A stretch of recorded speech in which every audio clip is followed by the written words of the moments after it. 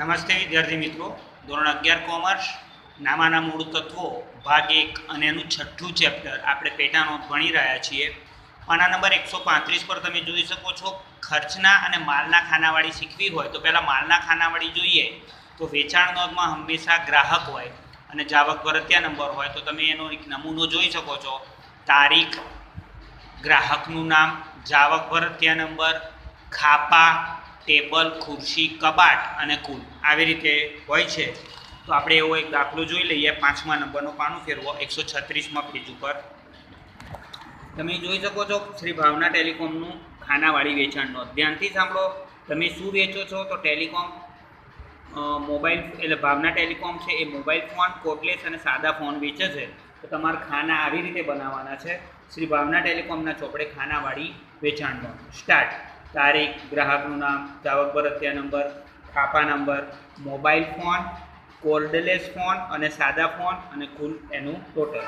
નાવ start. અહીં માત્ર ગ્રાહકને ઉધાર માલ વેચ્યો હોય તેની જ નોંધ કરવાની રહેશે. શ્રી ભરતને 5 મોબાઈલ 9000 નંગ દીઠ, 5 કોર્ડલેસ 4000ના, 10 ફોન 2000ના એના ભાવે વેચ્યા. શાખનો સમય આપ્યો છે, એનો અર્થ એ કે આ શાખનું વેચાણ છે. તો 2015 જુલાઈ 1 શ્રી ભરત ખાતે. ધ્યાનથી જુઓ, 5 × 9 દબાવશો એટલે 45000ના મોબાઈલ ફોન, કોર્ડલેસ 5 × 4000 તો 20000 થશે એ કોર્ડલેસ ફોનના, અને 10 ફોન સાદા છે 2000ના, 10 × 2000 20000 રૂપિયા સાદા ફોન. 45 + 20 + 20 85000 કુલ વેચાણ. 7મો નંબર મોબાઈલ ફોન નંગ 3 8000 નંગ દીઠ, સાદા ફોન 2 1800 નંગ દીઠ વેચાણ કર્યું. ધ્યાનથી સાંભળવા જેવી વાત છે. અહીં કોઈ ગ્રાહકનું નામ આપવામાં આવ્યું નથી એટલે રોકડ વેચાણ છે, આની નોંધ થશે નહીં. આ પેટા નોંધની બહાર જઈ અને એટલું જ લખી દો, તારીખ 7નો વ્યવહાર રોકડ વ્યવહાર હોવાથી વેચાણ નોંધમાં નોંધાશે નહીં.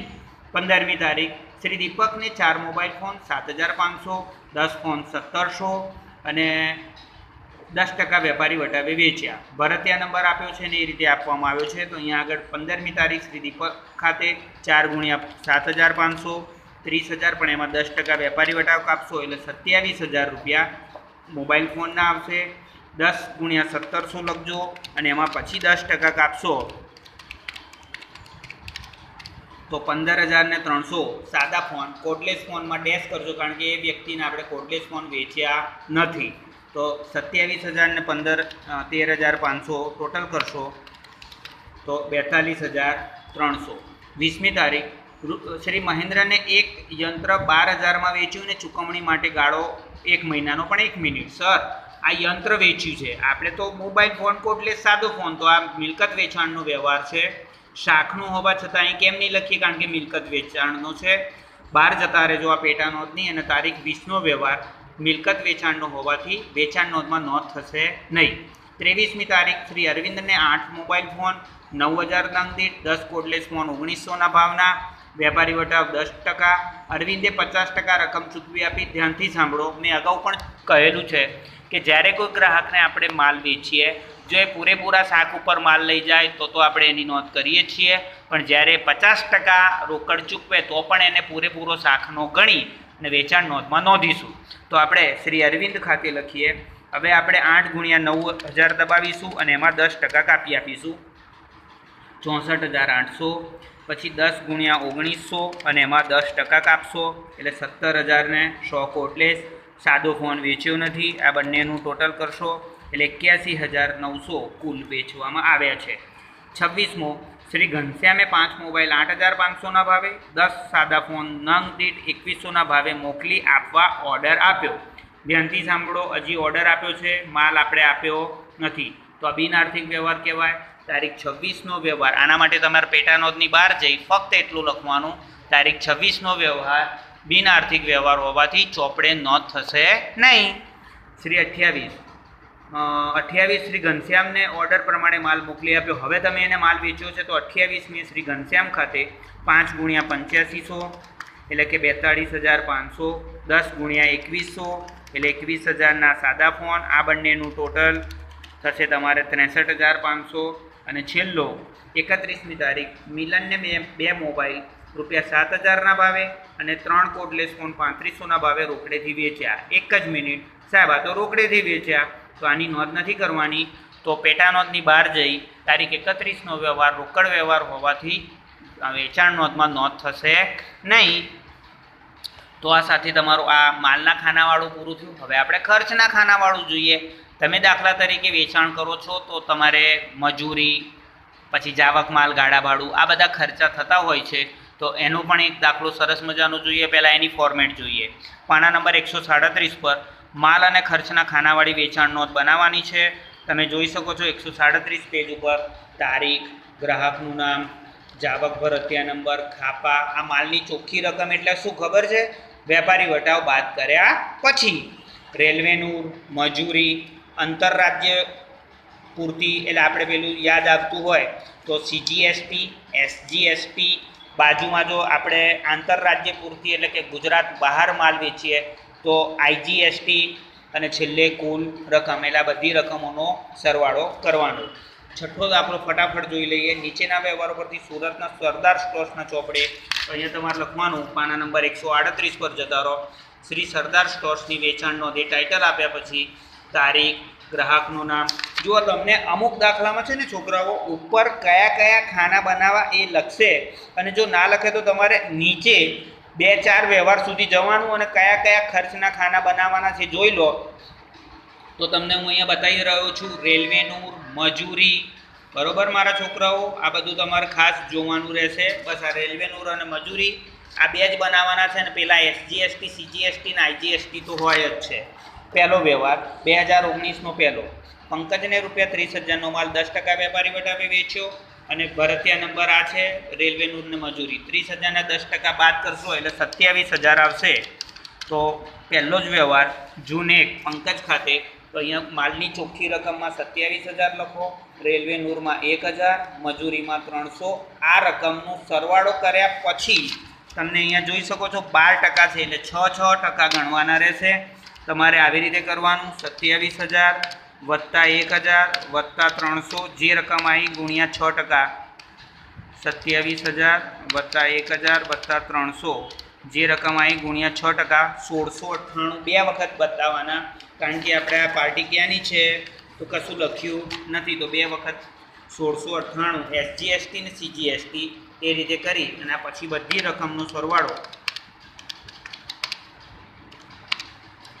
તમારે 27,000, 1,000, 300, 1698 અને 1698 કરશો એટલે 31,696 આ તમને મેં બતાડ્યા એ રીતે આવશે.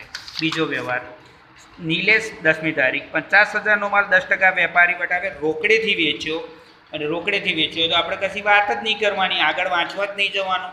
તો તારીખ 10નો વ્યવહાર રોકડ વ્યવહાર હોવાથી વેચાણ નોંધમાં નોંધાશે નહીં. 14મી તારીખ આ જયપુરના જયેશભાઈને વેચ્યો છે 20,000નો માલ 5% વેપારી વટાવે શાક ઉપર વેચ્યો. જયેશભાઈ વતી આપણે મજૂરી ચૂકવી છે, રેલવેનું ચૂકવ્યું છે, એનો અર્થ આ શાક ઉપર છે એટલે તરત નોંધ કરવાની. 14મી તારીખ 20,000ના 5% માઇનસ કરશો એટલે 19,000 રૂપિયા ચોખ્ખી રકમ. 14મી તારીખ જયેશભાઈ ખાતે બિલનો નંબર છે 130, 19,000 ચોખ્ખી રકમ. મજૂરી 250, રેલવેનું 400. આ બે રકમ જુઓ, ખાનામાં જરા ભૂલ ના થાય. જે રેલવેનું હોય તો રેલવેનુંમાં અને મજૂરી હોય તો મજૂરીમાં. 19,000 વત્તા 400 અને વત્તા 250 કરશો એટલે 19,650ના સીધા 12%. કેમ? તો કારણ કે આપણે ગુજરાત રાજ્યની બહાર વેચ્યું છે. તો 2358 તમે જોઈ શકો છો આવી ગયા, અને એ રકમ કર્યા પછી 22,008 રૂપિયા આઉટર કોલમ છેલ્લી રકમ. ત્યાર પછી 15મી તારીખ કિશનને એક જૂનું યંત્ર વેચ્યું. યંત્ર જેવું આવે એટલે એની વાત આગળ કરતા જ નહીં, તો આની બહાર જતા રહેજો પેટા નોંધની, અને એમ લખવાનું કે તારીખ 15નો વ્યવહાર યંત્ર વેચાણનો હોવાથી ચોપડે નોંધ થશે નહીં. 25મી તારીખ વૈભવીને ₹10,000નો માલ 5% વેપારી વટાવે 3 માસની શાક પર વેચ્યો, અને વૈભવીને અડધા નાણાં તરત જ ચૂકવ્યા. ધ્યાનથી સાંભળો, 10,000ના 5% થશે 9,000. ઓકે, પણ એણે અડધા નાણાં ચૂકવ્યા છે એટલે આપણે એની નોંધ કરવાની છે. તો 10,000ના 5% 500 થશે, માઇનસ કરશો એટલે 9,500 માલની ચોખ્ખી રકમ. ત્યારબાદ રેલવે નૂરના 800, આ બંનેનો સરવાળો કરશો એટલે 10,000ને 300 ગુણ્યા 6% દબાવશો. 618 બે વખત લખજો, અને રકમ તમારી કુલ રકમ આવશે 10,000 અને એમાં 800 ઉમેર્યા એટલે 11,536. નેક્સ્ટ 30મી તારીખ ગૌરાંગને ₹40,000નો માલ 10% વેપારી વટાવે 1 માસની શાક પર વેચ્યો.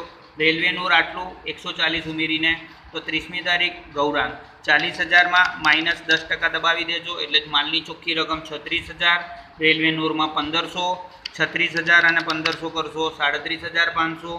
આ વ્યક્તિ ઉપર 6% આપણે CGST ને SGST લગાવીશું. ધ્યાનથી સાંભળો, કોઈ બીજા રાજ્યની વાત ન કરે તો SGST ને IGST 6% ગણવાના, 12% ટેક્સ છે એટલું યાદ રાખવાનું. જો બીજા રાજ્યમાં વેચો તો આ દાખલામાં 12%નો દર હોય તો 12%, અને જો ગુજરાતની અંદર છે એવું કશું લખ્યું નથી તો 6% ગણવાના રહેશે.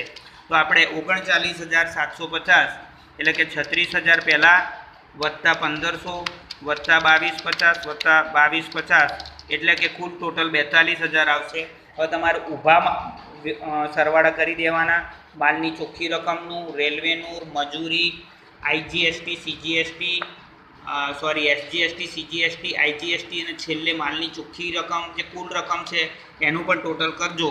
આ રીતના દાખલા ગણવાના છે વિદ્યાર્થી મિત્રો. આશા રાખું છું કે તમને સરસ મજાની ખબર પડી હશે. આવતા વિડીયોમાં આપણે ખરીદ પરત નોંધ શીખીશું. Thank you very much. મહેનત કરતા રહેજો. બાય.